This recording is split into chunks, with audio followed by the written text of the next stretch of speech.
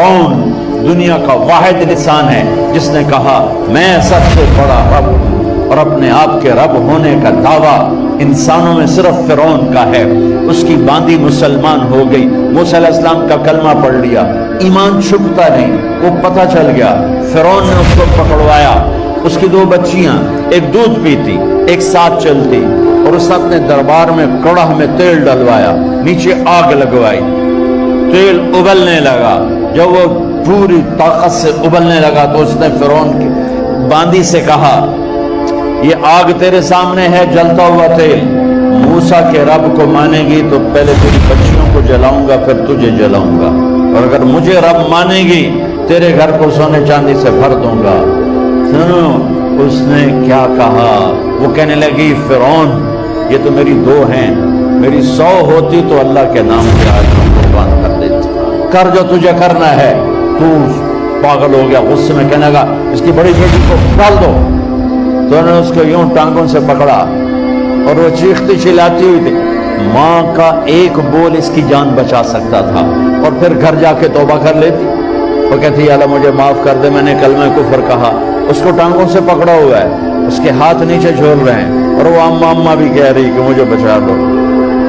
माँ ने अपनी आंखों से बच्ची को तेल में यूं डूबते देखा, और फिर वो उभरी जैसे मछली तलने के लिए, जैसे मछली तली जाती तो बाहर आ जाती, ऊपर आ जाती, तो वो ऐसे बुलबुले उठ रहे थे।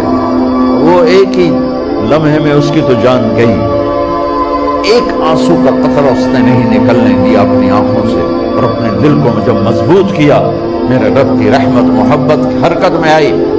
अल्लाह ने माँ की आंखों से पर्दा हटा दिया, और माँ ने अपनी बेटी की रूह को निकलते देखा, और वो कह रही है माँ जी डरना नहीं, सब्र करो, जन्नत तैयार है, जन्नत तैयार है।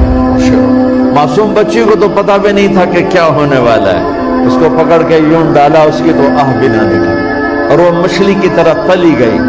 अब फिर माँ का कलेजा फटा, अल्लाह ने फिर आंखों से पर्दा हटाया, और उन्हें अपनी बच्ची की रूह को निकलते देखा, और वो कह रही माँ जी थोड़ी देर का सब्र, जन्नत तैयार है। अल्लाह को पाया, सब कुछ पाया, अल्लाह को खो दिया, सब कुछ खो दिया। जब इसको पकड़ के ले जाने लगे, उसने फिरौन को देखा। फिरौन उसकी आंखों में आंखें नहीं डाल सका, नजरें नीचे हो गई उसकी। कहने लगी मेरी एक बात मानोगे, मेरी एक ख्वाहिश पूरी करोगे?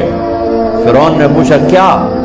कि जब मैं भी जल जाऊं तो मेरी और मेरी बच्चियों की हड्डियों को इकट्ठे दफन करना, बाहर फेंक न देना, दफना देना।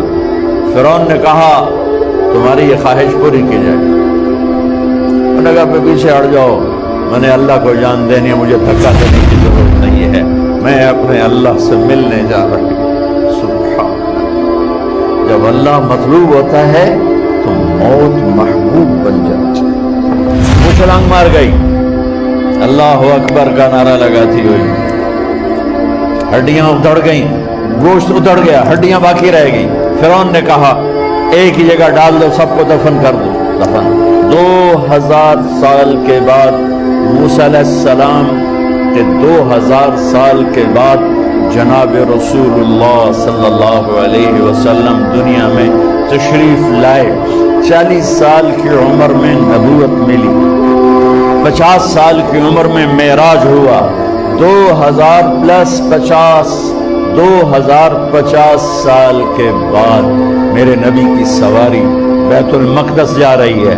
और बैतुल मक़दस पर जब वो ऊपर पहुंचे हैं तो मिस्र वहां से करीब हो जाता है।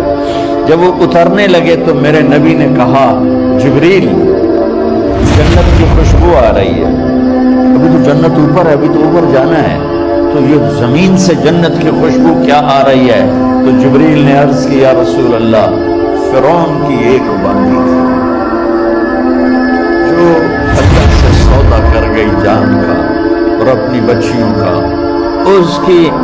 उसकी बच्चियों की हड्डियों को जहां दफन किया गया है, ये खुशबू जिस दिन उन्हें दफन किया था उस दिन से लेकर आज तक ये खुशबू आ रही है, और ये क़यामत तक आती रहेगी।